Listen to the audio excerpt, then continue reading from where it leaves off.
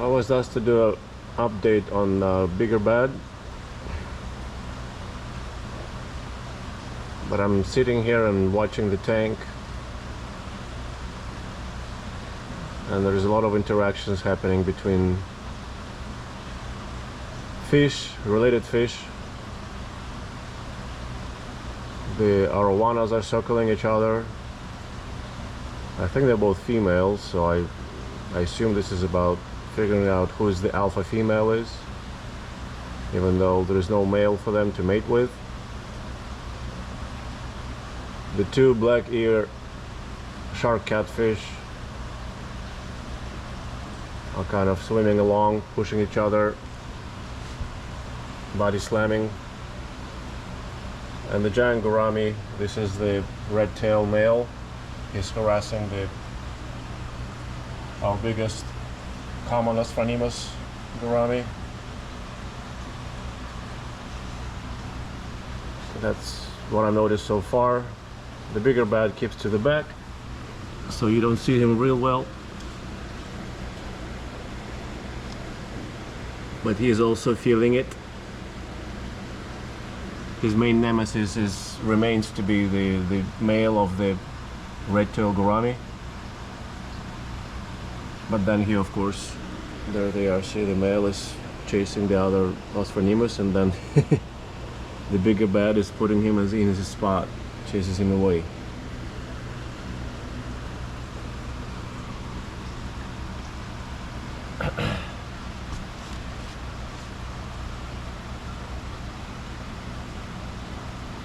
So the bigger bad is puffing up, and sometimes comes up to the Arowana and postures up to intimidate the Arowana. He seems to be okay with the male Phronimos, with the largest giant gourami we have. At least he's not perceiving him as his #1 rival as he does with the red-tailed gourami male.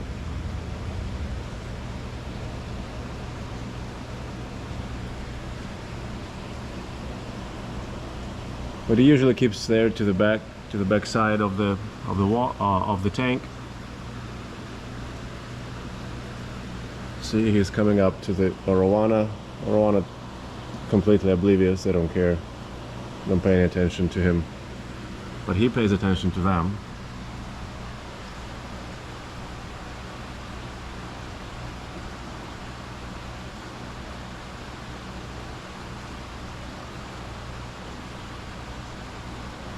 The two smaller red tails are also spending a lot of time together. The one on the bottom, or the one that's closer to us right now, is dominating the one that's farther away. Chases him around, and they engage in this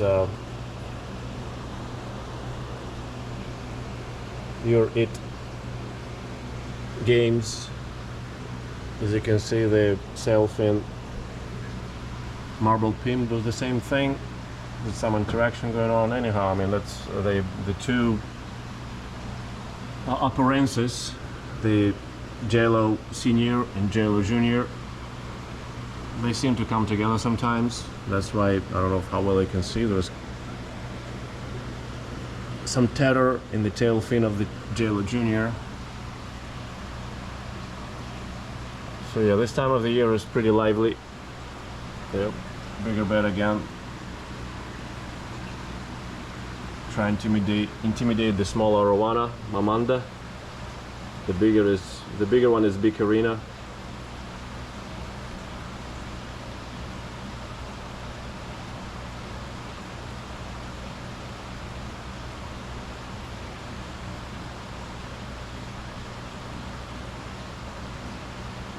The ones that are oblivious are the gar, the Messier. I haven't seen much from them.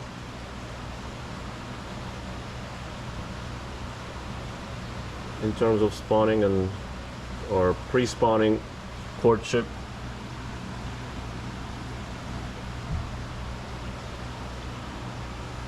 I'm talking about the fish that we have multiples of in the tank, or at least closely related.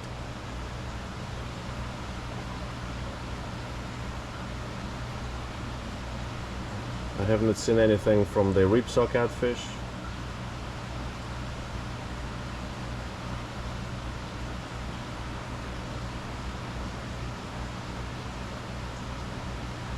And not much from the iridescent sharks, even though they started eating a lot, and they started eating a lot of fish for the last couple of months in preparation to the spawning season. That's the only thing I've noticed. I don't know if you caught it. The two black ears are, as I told you, they're interacting a lot more right now. Swimming side by side and pushing at each other.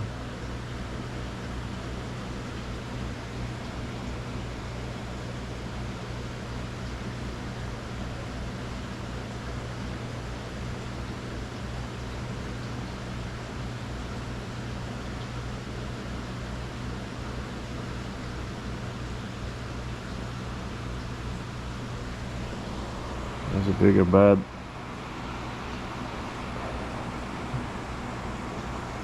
Faking a charge at the Astronemus gourami male, the one that's coming over straight at us.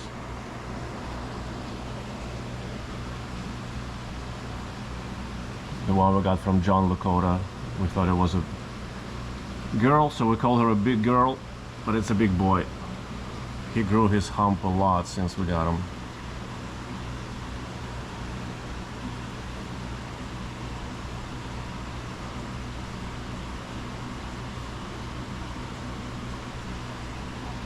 I'm talking about the nuchal hump. Alright, tail gourami again. But he knows he's gonna get attacked by the bigger bad if he lingers in the back. So what we see is a short burst to drive off his competition, and a quick retreat, because the competition is going into the area protected by bigger bad.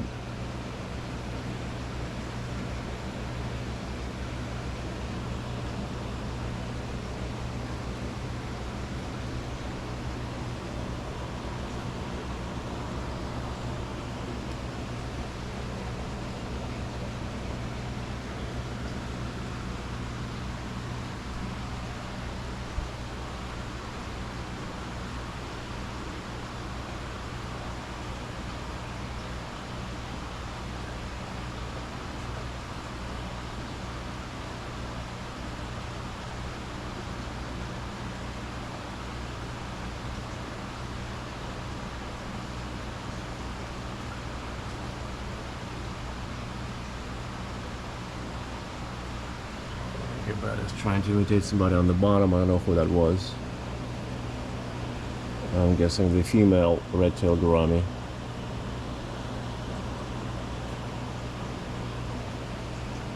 I notice him making rounds every now and then, coming out to various fish and posturing up. And they of course cower down, and everything ends peacefully, and he moves on to the next target, or just relaxes altogether. He doesn't seem to be hungry. I fed him. Their feeding day was 2 days ago, so otherwise he would have been here looking at me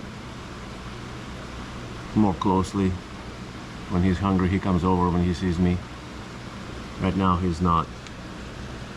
Since he's not coming over, that's the conclusion I make.